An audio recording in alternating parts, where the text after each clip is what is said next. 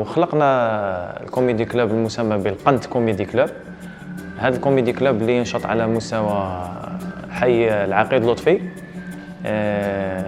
يتميز على باقي الأماكن الأخرى ولا لي كوميدي كلوب الآخرين أنه أول كوميدي كلوب مجاني.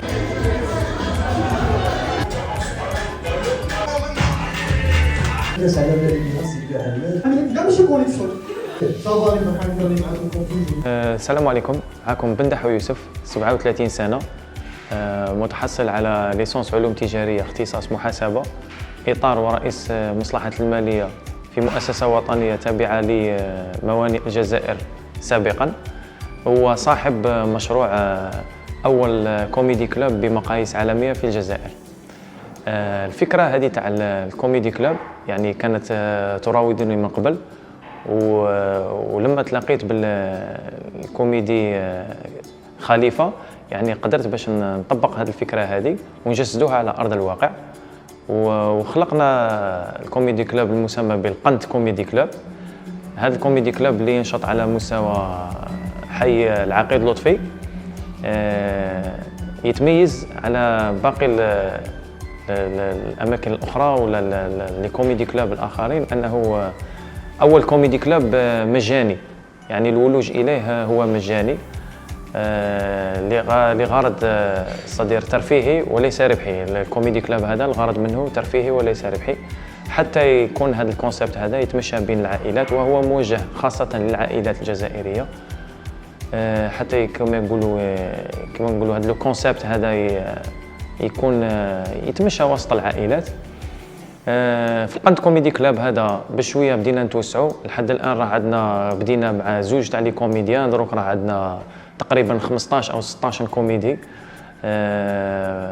هو احنا رانا نديروه شاك ويكاند، والحمد لله راه لاقي ستادير صدى مليح بين المجتمع تاعنا.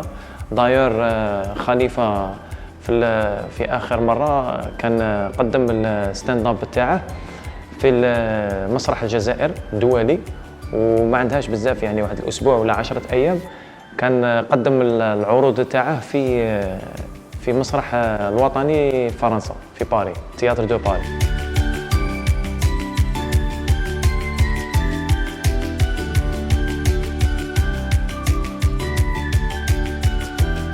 دونك لو كونسيبت الحمد لله راه يتمشى غايه، وكنا قد خلقنا ثاني يوم سميناه لو اوبن مايك. هذا الاوبن مايك نجيبوا فيه الناس اللي عندهم الرغبه بانهم يديروا لو ستاند اب، صدير يجوا يسيوا الاخر تاعهم، والحمد لله راهم جاو عندنا بزاف الناس اللي سياو باش يديروا ستاند اب ونجحوا، بحكم انه هنا المدينه تاعنا صدير الناس تاعها جايين سبونطاني وفكاهيين وكل شيء، يعني ما عندهمش صدير كما نقولوا صعوبات كي يكونوا هكا باش يقدموا لو ستاند اب. المدينه تاعنا الشعب تاعها كاع راه برسك كما نقولوا حنايا عنده حس فكاهي وعنده جاي سبونطاني، سي بور سا لو كونسيبت راه ناجح. حنا نتمنوا ان شاء الله بربي العائلات اللي مازال ما زاروناش يجوا يزورونا يشوفوا هذا الكوميدي كلوب يكتشفوه عندنا هنايا، ونتمنوا ان شاء الله لا كونتينياسيون تاع المشروع هذا ويلقى نجاح، ونتمنوا ان شاء الله لي كوميدي كلاب هادو هذا الكونسيبت هذا يكون في كاع الولايات الاخرى ماشي غير مدينه وهران، ونخلقوا جو تاع فكاهه وتاع بلاصه اللي كما يقول لك العائلات يروحوا لها ويصدر يسولاجوا فيها. وشكرا لكم، السلام عليكم. كاين البروجرام ديال كاين لا شنو راح فيه مليح طبي هذه